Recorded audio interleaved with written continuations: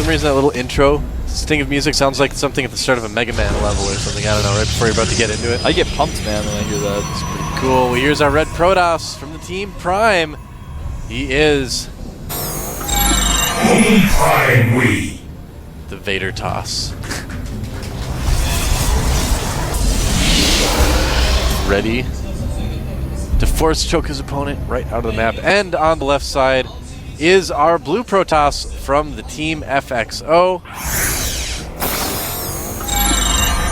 He's a wizard. We are playing on Daybreak, by the way. Oh, yeah, that's right. So I just saw the tile set. Actually, no, that it's is Terminus. What are you doing to me? No, I actually thought it. When I looked at the map preview, I thought it was Daybreak, and then I see. The tile set looks so much like Terminus, so I was like, oh, it's the same tile set. And then I was like, wait a minute, the left side's higher than the right side. That's making sense.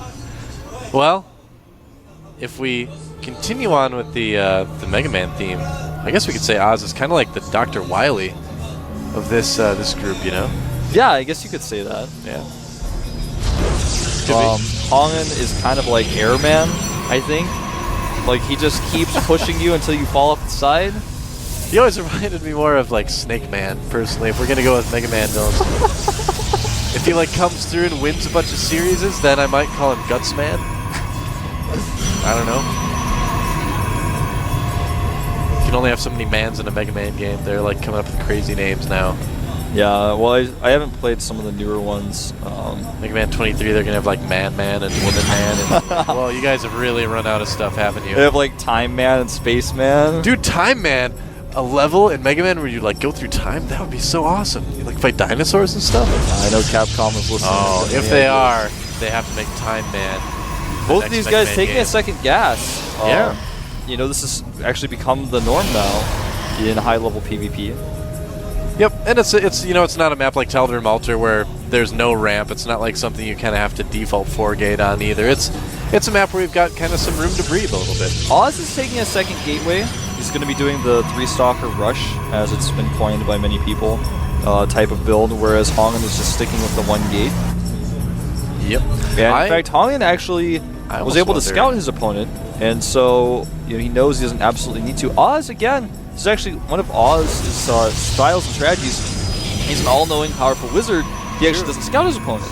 He actually does not scout at all. He hasn't sent any probes out. He wants to get that extra mining. Actually starting a 3rd gateway, which he has to do because he's not absolutely sure what's going on.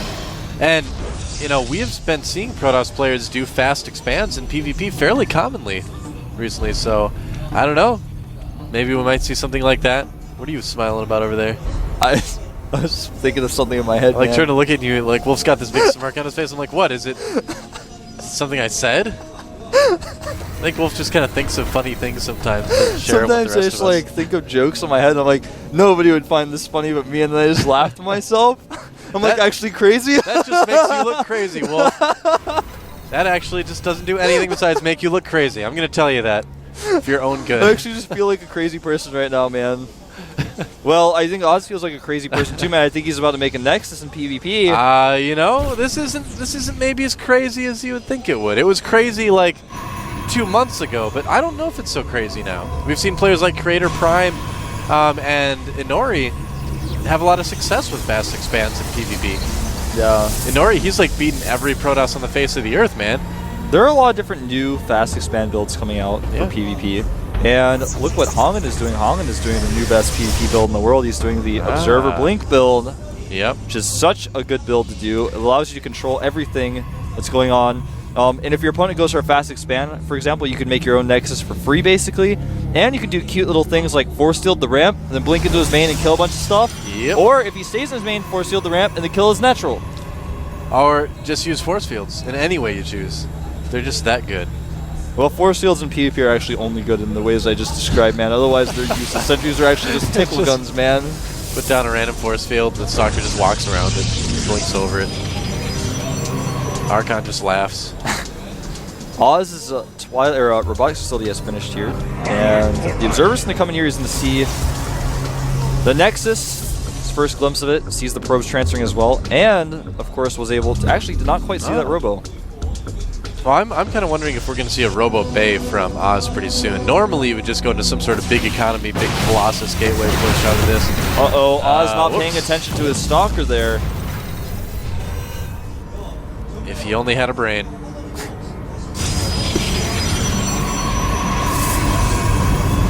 I want to start singing a song about it, man. I know. I can't sing anything right now. I feel really, like, congested. Really? I do. I feel like it. Well, your voice actually doesn't sound too bad, man. That's good. Good to know that your voice still rings through even if you're sick. I guess good so. if you're a broadcaster, man. I've just got such a lot of open space in my head that the sound can just resonate so well, even if it is a bit congested. Such a lucky guy. Well, look at this. He's going to actually come up to deal with the stock projection to be able to take out this pylon as well. Yeah, and HongUn's going to want a force field here at the ramp. Is he going to do it? No, it's too not. late. And loses his observer as well. Bit Ouch. sloppy by HongUn. I'm not sure if he should try to engage this is a pretty even army, man. Well, there's the force field's not doing a lot of good, but it does kind of force the Stalkers back a bit. That actually worked out really well for HongUn because of the forces. He was able to clean up the Zealots. Look at that. And there is another Immortal out now, though. Takes out that Sentry. And the Guardian Shield almost released there for HongUn. And Oz just has too much stuff, man. Yeah, this is a really bizarre attack from HongUn. I don't know what he's thinking, man. Well, he had to do something, and Oz just has too much. He's showing that this expand build is actually pretty good. Wow. Man, that's the thing. I don't know what it is about these FXO Protoss players, but they are getting so good in PvP, man. As a team, it just seems like they are. Oh, absolutely. And these Stalkers are going to engage a little bit. They want to blink back. Engage again, then blink back. Try to get the Sentry. Didn't quite get it. Look at that. I mean, Oz is doing such a great job of using that 6 Immortal range from the last patch to kind of stutter step the Immortals forward after those Stalkers. Uh-oh, though, leaving him a little bit open. Loses one. Pulls Yeah, but back. Oz, he's got such good economy at this point, and he just has so many more units. I can't imagine HongUn winning this. The only advantage he has right now is Blink, and Oz has actually already started a Twilight Council, man. You know, Blink doesn't do a lot of good if you're just in open GG. space. GG, there it is. HongUn knew. He knew, man. His economy was down. He had half the supply, and FXO Oz 2-0 so far today. Yeah, man, he could be another Lincoln, I think. I think so, man. He does have a brain after all. Yeah. Yep. I couldn't remember the second line to that song. A little bit of a nerd blood for HongUn. Hopefully he can. Well, HongUn's now 0-2. He's going to have to hope for a lot of other people to lose in this group. He's going to have to hope for one person to 4-0, and then there'll be ties, and he's got very little chance of actually staying in Kodas now. Well, you know what we're seeing? I feel like we're seeing the new school Protoss players coming up through the GSL, knocking out all the old school Protoss players that are relying on all the old stuff that's not working anymore.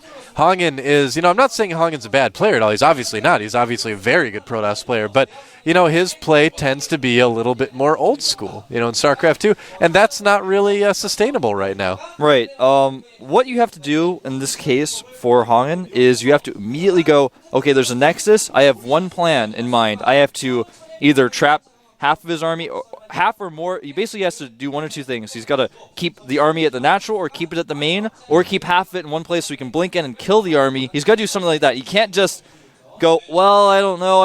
I was thinking about doing that with my Sentry, but now he's just going to come out. Now I'm just going to fight him. And he was like, I'm just going to fight him when he has a better army than me, and he has a natural. All he could do there, the only advantage he had was blink, and he didn't use it.